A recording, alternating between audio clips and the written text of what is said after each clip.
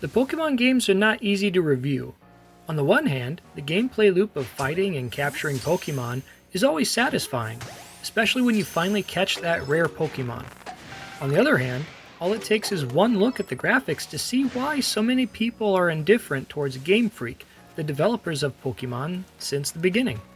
You'd imagine a franchise so big spanning 3 decades with anime, manga, collectible trading cards, and games would do everything within their power to make sure the games look top-notch, considering everything spawned from the original Game Boy games. But here we are. This is Pokémon Legends Arceus for the Nintendo Switch.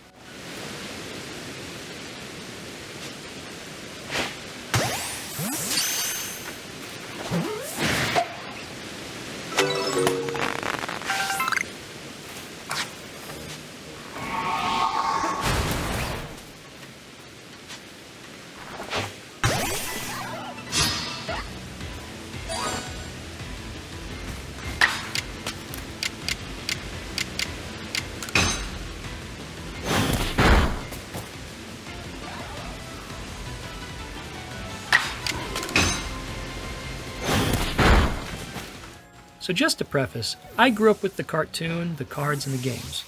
I adore Pokemon Red and Pokemon Gold. You can call me an elder all you want, but there was something truly special about being there from the beginning and watching the series grow and evolve, pun intended. But I've been critical of the Pokemon after the 3rd or 4th generation, when the creature designs started getting lazy, in my opinion. Considering the slogan is "Gotta catch 'em all," Pokemon has grown into something so large that it's almost impossible to catch them all. Here in Pokemon Legends Arceus, there are only 240 Pokemon of the 1025 to catch across 5 areas of the Hisui region where the game takes place. Once you catch all 240 Pokemon, the game opens itself up. For collecting all the Pokemon, you are gifted a Shiny Charm, which increases your odds of catching Shinies. This is the biggest draw to getting Legends Arceus. It's the easiest game to hunt Shinies in. For the uninitiated, Shinies are ultra-rare Pokemon who are often stronger, have stat buffs, and are most importantly, a different color than the rest of their species, making them highly desirable and sought after. For example, I have a Shiny Sudowoodo, as you can see here. It's a slightly lighter shade of brown with red branches instead of the usual dark brown with green. Every Pokemon has one varying color palette, and they are addicting to hunt and collect. When starting a new game, your odds of finding a shiny at any given time is 1 in 4096. When you unlock the Shiny Charm after catching every Pokemon, complete Pokemon entries, and take part in mass outbreaks, which I'll explain in a bit, your odds go from 1 in 4096 to 1 in 128. Those are your best odds in the series, and that's why it's the best game to hunt for shinies in.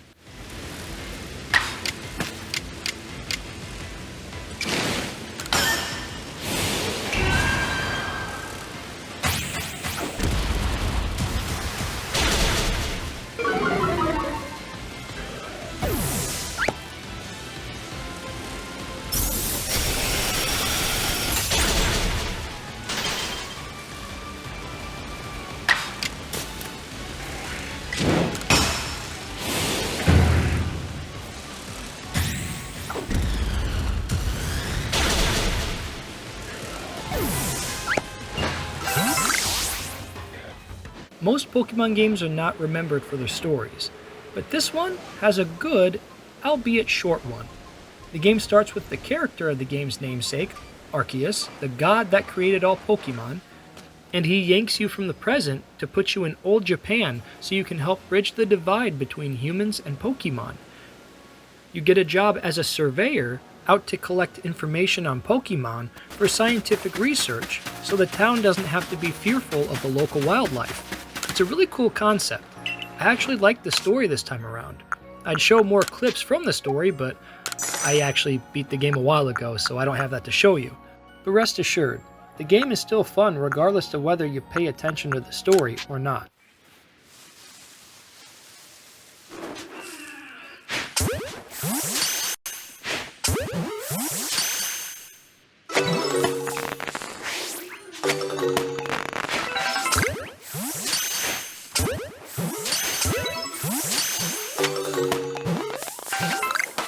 This is not the first open-world Pokémon game, but it's the first in which the world feels alive.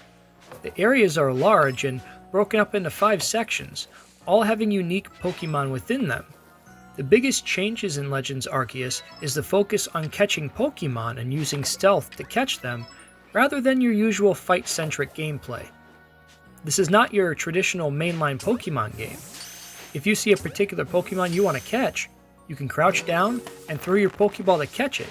Hitting it in the back will increase your odds of capture or allow you an extra turn by catching it unaware if you're initiating a fight. You can still do fights the traditional turn-based way and catch them in battle. There's so much nuance to the options you have, it's honestly a breath of fresh air. Another neat change are the large Pokemon called Alphas. They're much larger and powerful Pokemon with red eyes. You can encounter them out in the world in mass outbreaks or space-time distortions. You can also find even rarer shiny Alphas, which I still have not encountered a single one over 220 hours of playing. When it comes to hunting down your Pokemon of choice, your best friend will be mass outbreaks, which are areas where multiple groups of Pokemon show up on your map. You'll find a bunch of one specific Pokemon in a small area where you have the choice to battle or catch them. After eliminating or catching one, another spawns immediately, increasing the odds of spawning a shiny compared to encountering one during your normal travels. Space-time distortions are great too, but not as good as mass outbreaks are for hunting shinies. They're much more oriented for getting the rare Pokemon to help finish your Pokédex. Within these distortions, you'll find rare items and Pokemon, but the distortions will spawn randomly, so it might take a little bit of time for one to show up, but they're worth the wait if you're trying to finish your Pokédex.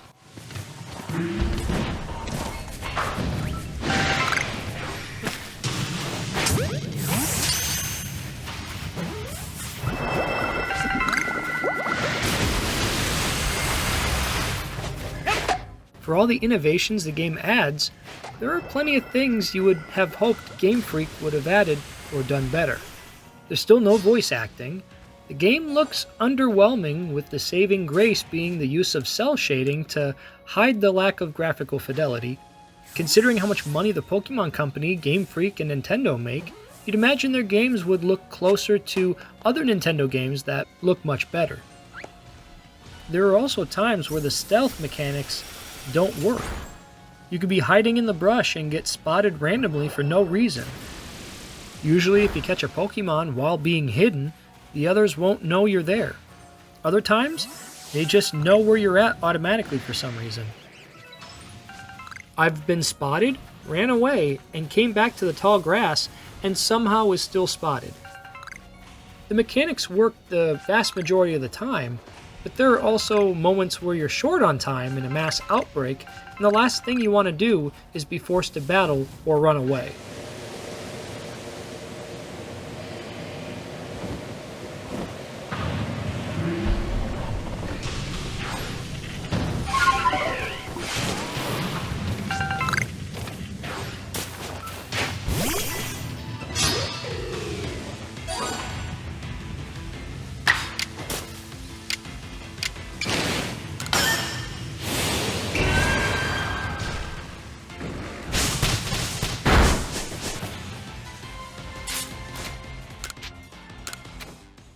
I enjoy Pokémon Legends Arceus a great deal. I couldn't believe after so many years of the same game releasing over and over, Game Freak used their B team to make this one. I'm not kidding you when I say this is likely my pick for the best Pokémon game ever. I love the original first few games as much as the next person. Fire Red and Leaf Green are amazing, And the DS had some great games as well. But for all the additions that are exclusive to this game, almost everything hits the way it's intended. Legends Arceus is a standout in a series that was beginning to feel a bit stale and was in desperate need of a shakeup. If you're looking for a great entry point to get into Pokemon, but you're intimidated by how many games there are, there's no doubt in my mind that this is the game that you should start with. The mechanics of the older games are still here, but they're not required to play, and you'll get attached to the Pokemon you catch along the way. There's something magical about Pokemon as a whole, and Legends Arceus embodies all the reasons why fans have grown to love the series over the last 30 years. You owe it to yourself to give this one a try.